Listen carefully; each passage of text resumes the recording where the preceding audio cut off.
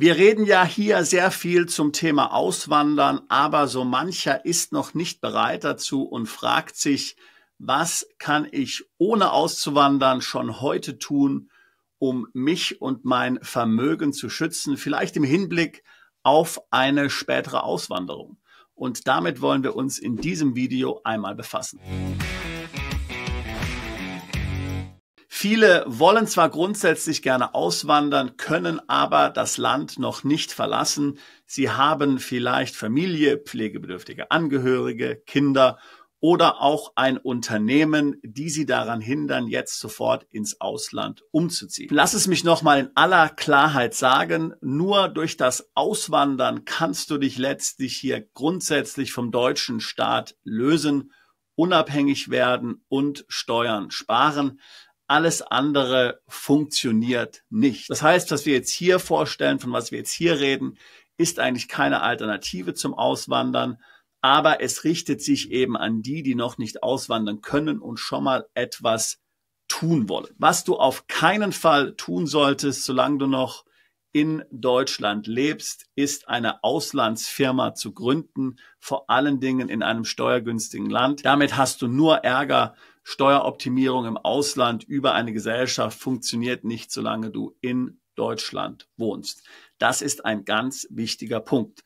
Aber es gibt natürlich andere Dinge, die du schon jetzt ganz legal von Deutschland aus machen kannst. Und dazu zählen unter anderem die folgenden Schritte, die du schon heute gehen kannst, gerne natürlich auch mit unserer Unterstützung. Erstens, zweite Staatsbürgerschaft oder natürlich auch die dritte oder vierte. Du kannst dir eine weitere Staatsbürgerschaft über ein sogenanntes Citizenship by Investment Program besorgen. Dazu musst du nicht in das entsprechende Land umziehen. Das ist komplett egal. Und vor allen Dingen mit dem neuen Staatsbürgerschaftsgesetz, das in Deutschland Ende Juni 2024 in Kraft tritt, darfst du mehrere Staatsbürgerschaften besitzen. Du musst also nicht mehr die Beibehaltung der deutschen Staatsbürgerschaft extra beantragen. Es gibt hier einige Länder, die sich anbieten. Es ist natürlich auch eine Budgetfrage. Sehr beliebt sind aber die karibischen Länder, zum Beispiel Grenada, St. Lucia, Antigua und Barbuda und andere. Dort hast du grundsätzlich zwei Möglichkeiten. Entweder machst du eine Spende an das Land. Diese Spende liegt so ungefähr momentan bei 100.000 bis 150.000, wird aber Mitte 2024 um das Doppelte erhöht. Alternativ dazu kannst du dir eine Immobilie in dem Land erwerben. Diese kannst du natürlich dann auch wieder veräußern zu einem späteren Zeitpunkt. Hier ist aber dann das Mindestinvestment deutlich höher. Wir sprechen über 300.000 Euro oder mehr. Der Vorteil solcher Staatsbürgerschaften bei Investment liegt auf der Hand. Du hast die Staatsbürgerschaft relativ schnell, normalerweise in 3 bis 4 Monaten. Du musst nirgendwo hinreisen, du musst nirgendwo leben. Du kannst einfach von zu Hause aus diese Staatsbürgerschaft beantragen. Wenn du sie einmal hast, bist du dann Bürger dieses Landes und du darfst natürlich dann dort mit deiner Familie leben, wenn du die Pässe auch für deine Familie beantragt hast. Aber nicht nur auf dieser Insel, auch die anderen Nachbarinseln sind hier sozusagen zu einer kleinen Staatenunion vereint und du kannst auch dort leben. Da gibt es momentan Bemühungen, diese Union noch zu erweitern und dann hast du Personenfreizügigkeit möglicherweise für 15 Karibikländer, darunter vielleicht die Bahamas. Da wissen wir noch nicht genau, wann diese Personenfreizügigkeit kommt und welches Land genau daran im ersten Schritt teilnimmt. Die zweite Sache, die du machen kannst, schon jetzt von Deutschland aus, ist die Kontoeröffnung im Ausland, auch im EU-Ausland. Hier gibt es etliche Möglichkeiten, bei Banken Konten zu eröffnen. Auch das ist komplett legal. Hier musst du nicht befürchten, irgendetwas zu tun, was nicht erlaubt ist. Natürlich, die meisten Länder nehmen heute ohnehin am automatischen Informationsaustausch teil. Hier werden dann also deine Kontoinformationen jährlich an das deutsche Finanzamt gemeldet. Solange du Zinsen, Kapitalerträge etc. dort in der Steuererklärung angegeben hast, hast du nichts zu befürchten.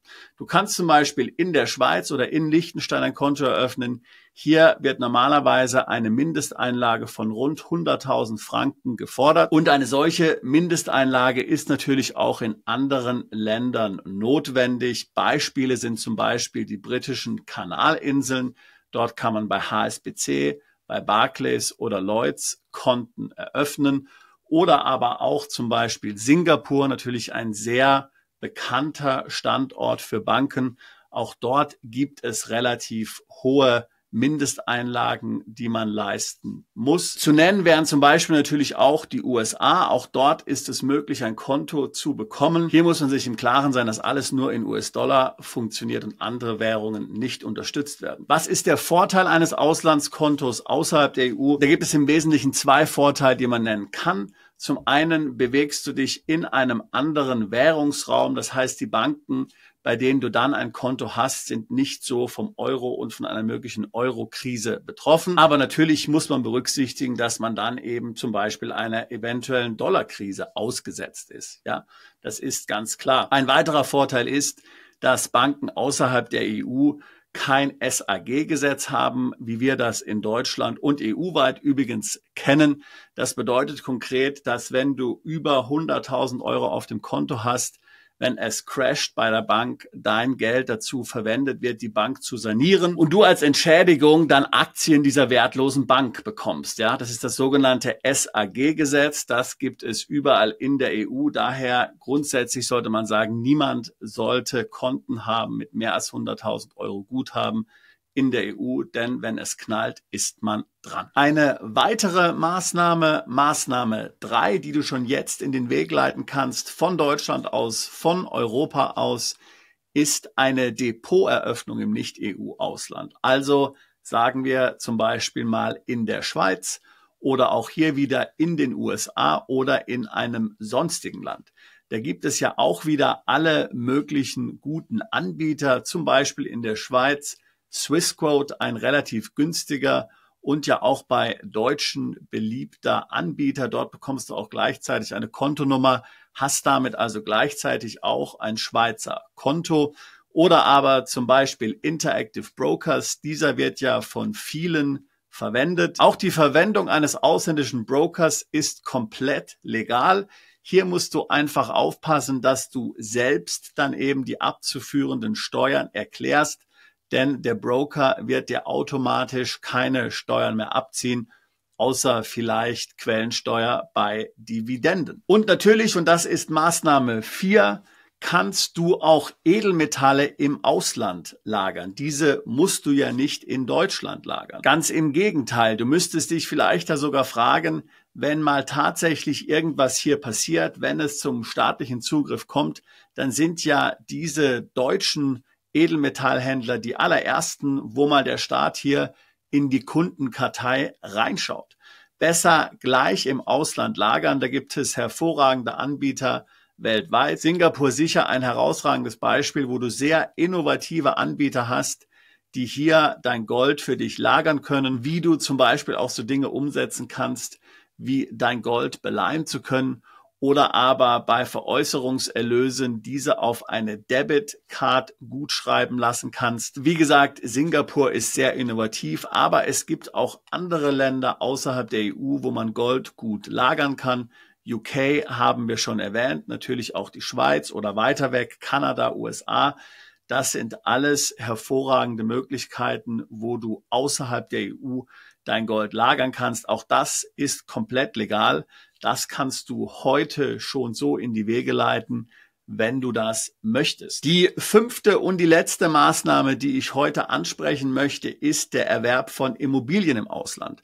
Auch das kannst du komplett legal von Deutschland aus organisieren. In vielen Ländern kannst du mit dem Erwerb einer Immobilie gleichzeitig auch ein Bleiberecht dann erwerben, eine unbeschränkte Aufenthaltserlaubnis, zum Teil auch eine beschränkte Aufenthaltserlaubnis. Auch damit hast du dann im Falle eines Falles die Möglichkeit, ins Ausland umzuziehen und eben nicht vor verschlossenen Grenzen zu stehen. Stellen wir uns nur eine Situation wie zum Beispiel die Covid-Pandemie vor. Es wird mal wieder ein Lockdown verkündet. Du möchtest weg und irgendwo in einem Land leben, wo die Bedingungen nicht so streng und so unmenschlich sind.